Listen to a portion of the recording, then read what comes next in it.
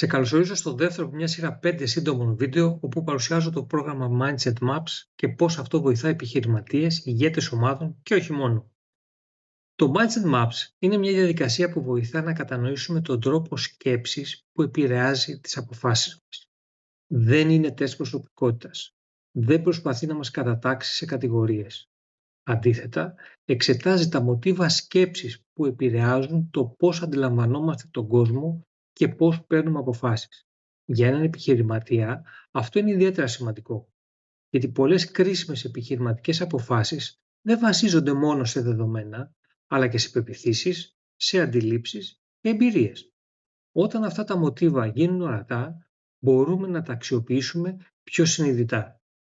Αν θέλεις να δεις πώς λειτουργεί μια χαρτογράφηση Mindset Maps για επιχειρηματίες, στείλε μήνυμα για ένα Mindset Maps Discovery Session και δες πώς λειτουργεί στην πράξη. Στο επόμενο βίντεο θα δούμε ποιες διαστάσεις του Mindset επηρεάζουν περισσότερο την επιχειρηματική επιτυχία.